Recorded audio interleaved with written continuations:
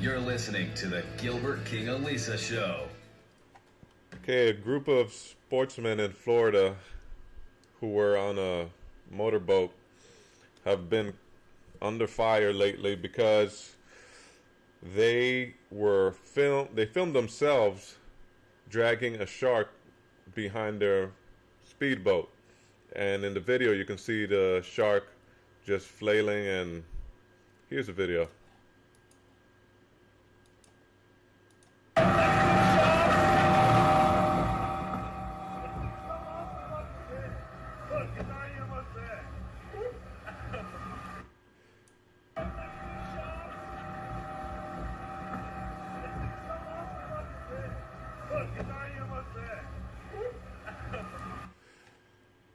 Okay, so as you see, the group of men are on the boat. They're filming. They're watching the shark being dragged behind the boat. They're excited, not only because they caught a shark, but now the shark is tied up by what appears to be some kind of fishing line or some sort of rope, and it's now bouncing off the water at high speeds. And they find the excitement in this. And this video was turned over to social media, and in doing so, it was turned over to animal rights groups as well as just regular empathetic people who were commenting that this should not happen. How could they be so cruel? Are they heartless? How about some compassion for the animal? And as you see, it's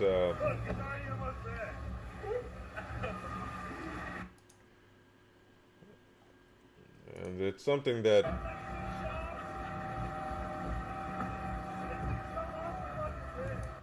it's almost like you get to see what this animal has to go through, or this animal is going through. So now you are able to lend a little bit of your compassion towards it. You are able to see it from the point of view of the animal. And there's a face behind the animal who's being tortured. There's a face behind the people who are doing the torturing. So now you feel connected to the animal. And you feel like this shouldn't happen. You feel like there's some sort of judgment that should go along with this. You feel like these men should be punished in some way. And that the shark should in no way be treated in this fashion. Because after all, they're a living, breathing thing.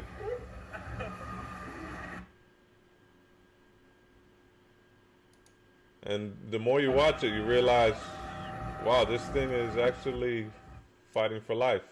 And some were trying to figure out in the comment section whether the shark was dead or not.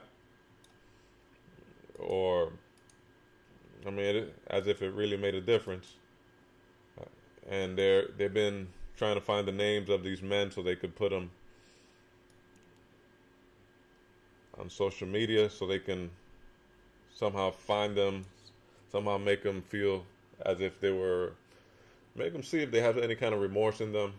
And some psychologists have been trying to find out if there's a moral gene behind what people like this do, and actually labeled the people like this. But should they receive as much flack as they've been from the media in light of all the animals that are killed traditionally, commercially, each year in the United States alone for food, for clothing? And does anybody ever get blamed for that? So I'm going to give you some numbers from the Animal Liberation Front. And they cite, these numbers are from 2008, so they're a few years older. But the amount of cows that are killed a year, or cattle, just for steak, just for the foods that we eat, animal products, are 35 million. over 35 million cows in 2008. The amount of pigs, this is for bacon, this is for ham, this is for any pig product, pork product. The number for that is 116 million, over 116 million.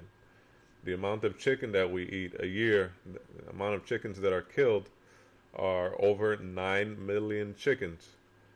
Layer hens, the number is a lot bigger. It's 70 million layer hens killed each year for egg, for food. The amount of broiler chickens killed, that's another 9 million. Now, this is where it gets interesting, because when it comes to turkeys, the amount of turkeys that die each year in the United States are 271 million chickens die each year for food consumption in the United States. And that's a big number. Some say the number is a little higher.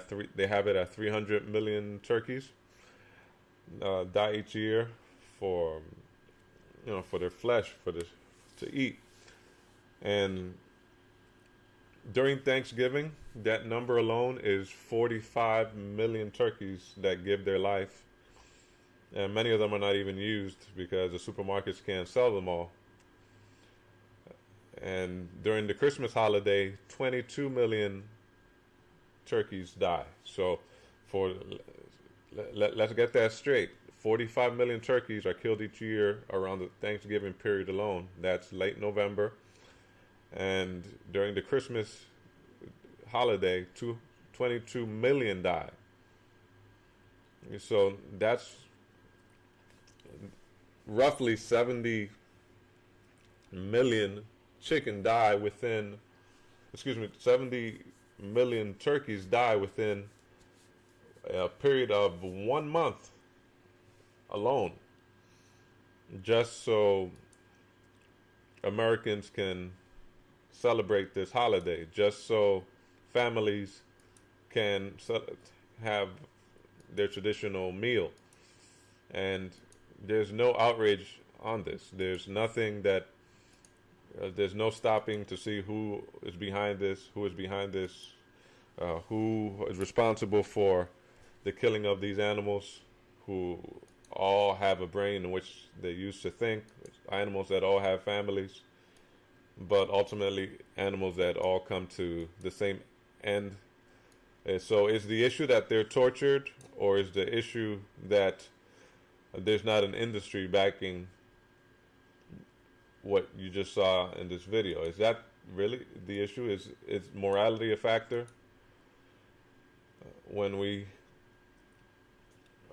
take chickens and turkeys and raise them to die because we need to eat, because we need to celebrate a holiday, because we want our breakfast to taste a certain way? How many of these pieces of bacon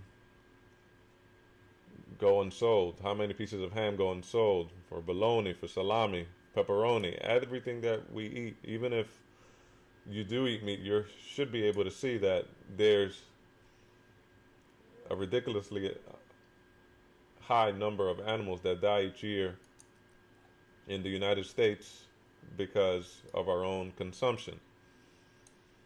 Now, they say 97% of animals that die in the United States each year are from the food industry.